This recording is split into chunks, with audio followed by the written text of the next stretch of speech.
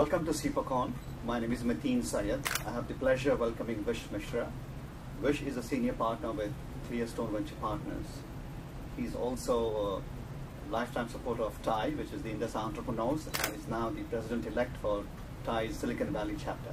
Vish, welcome. Thank you very much. Vish, everybody wants to talk about the current scenario, the economic downturn.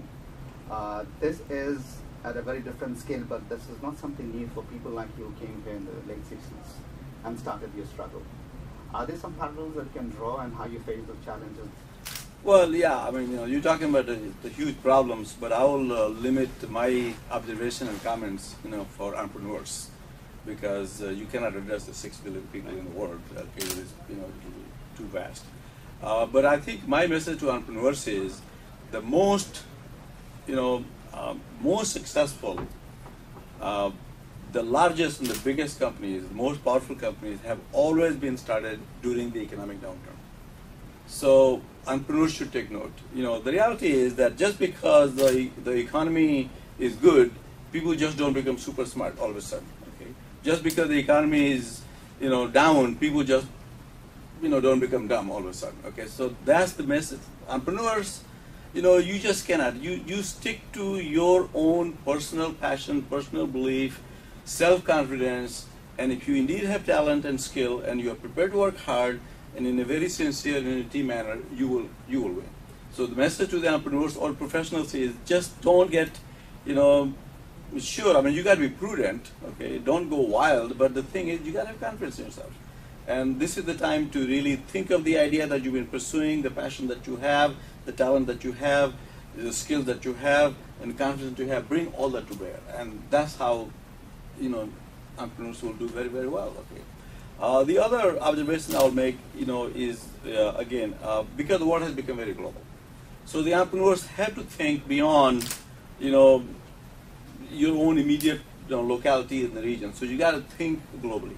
So if you want to start a company, to take a look at, okay, where is your customer? Is your customer, global customer? I mean, you can be in America, and you could be thinking of a customer in India, for example, or China, or Vietnam, or or you name it. Okay, so you have to start thinking along that, in a global sense, and it's also quite all right for you to understand. Okay, how can you assemble a team together? You could be a 30, 40, 50-person company, and you could be a micro multinational, as I call it. So you can have your critical design function in one area, you can have a critical support function in another area, you can have your critical production resource in another area, and that's the way to build companies. So you can't just think, don't be inside, what I call inside an aluminum tube and just think that way. You really got to be outside and global and be aware of the environment around you. And I think it will okay, because the common thing is always, see, when you have to go against the grain. Okay, when everybody is panicking, that's the time for you to not panic. You got to be more self-confident, more self-aware, more optimistic, and that's how the entrepreneurs really succeed. But actually, that applies to the general public as well, because you can join the parade and everybody can start beating and pounding on the chest and pointing the problem to somebody else, and that doesn't do any good.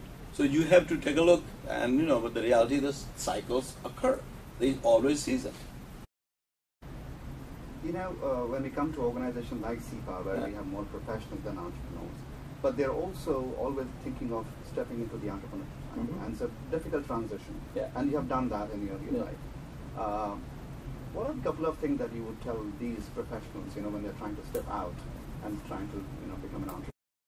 Well, the first question I'll ask them, and they should ask themselves, okay, why do you really want to be an entrepreneur?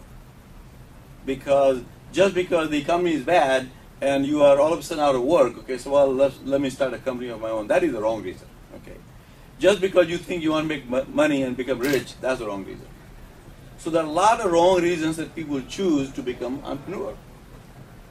The right reason for you to become an entrepreneur has to be, you got to be passionate about solving a problem that exists outside. So become very passionate about a pressing need that exists. Figure out, who else is trying to fulfill the need, okay? understand those, other approaches, other solutions to solving the problem in a very thoughtful, careful, wise manner. Come up with your own approach. Ask yourself a hard question. Why my approach far superior than all the other approaches that exist today? Then figure out what does it take to do it. In terms, not only just in terms of capital, in terms of talent. Because you have a skill in one direction, but you need other people to have complementary skills to form your team. Because you cannot do it alone. So what does it take in terms of team, in terms of talent, in terms of capital? And the last thing you got to think, what does it bring in? Means what does it bring in terms, in terms of revenue, in terms of, profits? And if you just think through in that stage, then you can say, yeah, it's me. I think I can do it. But most people, they don't think that way in a logical, systematic way, and purely emotional reasons, psychological reasons, they want to be entrepreneurs. And you are, you will not succeed. Because entrepreneurship, while it takes the courage and guts and ambition and desire and passion to become an entrepreneur, but the reality is that you are taking a measured risk. You are taking a measured risk. And especially I will tell a lot of entrepreneurs, if you have a family, you got a spouse, you got kids, other people's life depends on you. So you just can't just go cold turkey, well, I want to start a company and ignore, your personal situation. That is not healthy.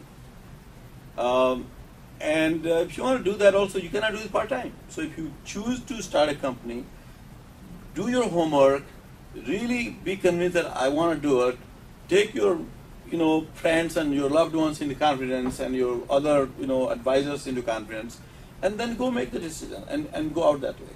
So that will be the advice I'll give, okay? Not just because, somebody else is, twisting your arm or, giving you a, push or a pinch. That doesn't work. There are certain traits that you look for in an entrepreneur. Mm-hmm. You mentioned so many, but how would you define an entrepreneur in your experience as an entrepreneur? Yourself an investor now, VC. If you were to define an entrepreneur. No, an entrepreneur is a person. First of all, okay, part of the in the mindset wise, this person is prepared to take risk. So this person has a risk taking attitude because because you are going out of your comfort zone, and you are taking risk. Okay, you're going to venture out in the world on your own. Okay, you're going to convince and persuade other people that whatever you're doing is something good and substantial, and they should join you either as your employees, or as your co-founders, as your partners, as your customers, or as your investors. So this trait, that ability to be able to take risks and ability to have the passion about your idea is very, very important. Okay? Now remember, you're not gambling. So this is a very, very important. A lot of people, the culture of risk taking and the notion that you will not succeed, you may not succeed. Yeah, and can you deal with it?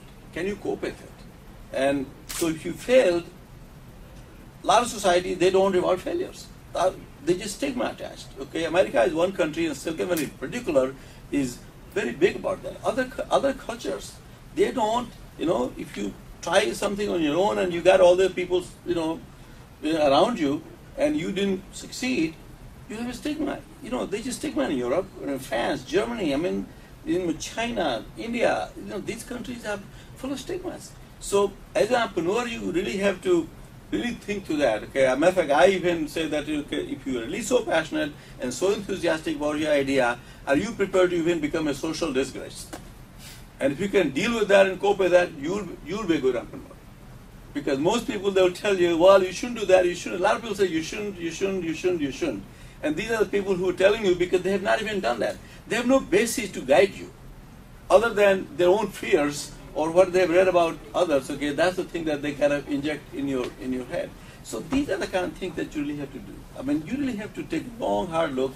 And again, you can't do it alone. So get some mentors, get some trusted advisors, get people who really know you and understand you well, and get their candid and honest feedback, and be true to yourself. Why do you want to start a company? Because ultimately, you want to start a company because you want to improve other people's lives. It's not about you. Whatever you create, you don't consume. It's other people who are consuming your service or product. And if you have that attitude in mind, you will succeed, you will win. Great talking points, Vish. Thank you so much. Appreciate your time. Thank you very much, Mateen. Just enjoyed it. Okay. Bye-bye.